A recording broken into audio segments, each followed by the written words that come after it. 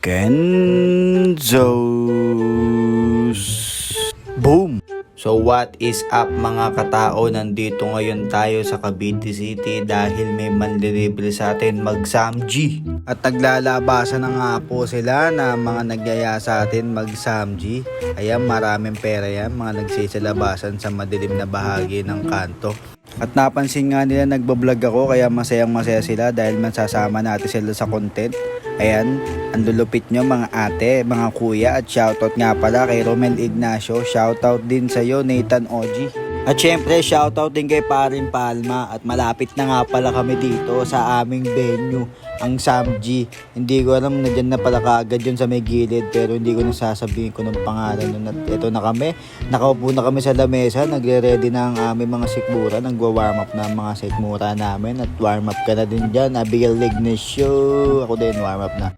At siniserve na nga sa amin ng mga pagkain. Hindi ko alam kung anong tawag yan pero nakain na lang ako yan. Basta pag nilapag mo yan dyan, kakainin ko na lang talaga mamaya-maya yan. At ito nga pala yung cheese nila guys, no? Mahiwagang cheese yan, masarap yan. At yung mga pagkain, lettuce at sitibaleto, dosikaso at tamang picture na sila habang masaya sila.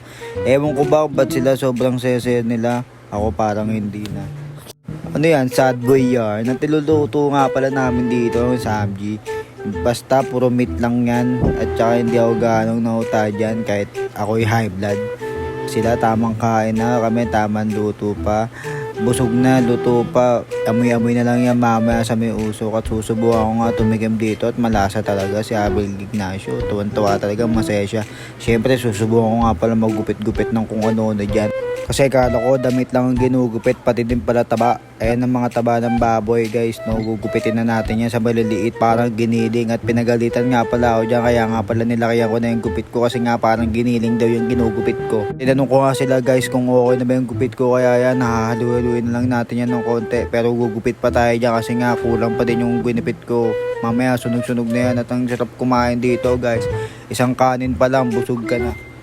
Habang ninunguya ako nga to guys, no, ayan na magta-timelapse kami dito. Ang bibilis namin kumain, siguro ang isang oras dito ay isang lunok na namin. Kaya guys, panoodin nyo na lang muna kami kumain dito kasi... Te, paano yung intro ko, te? Kenzo.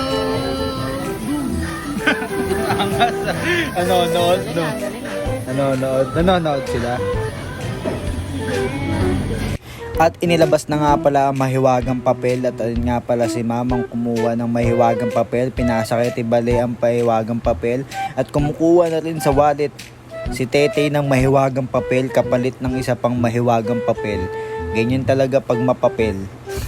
Labanan dito ay papel sa papel, tapos pwede na kaming umalis at masaya na kaming busog dahil nailibre nga kami ni Ate Bale at ni Tete. Salamat sa inyo, salamat sa libre at salamat sa samgyupsal. Inabot na ni Mama mahiwagang papel at masaya na sila dito, nag-aantay ng kanilang sukle. Hanggang dito na lang, bye bye.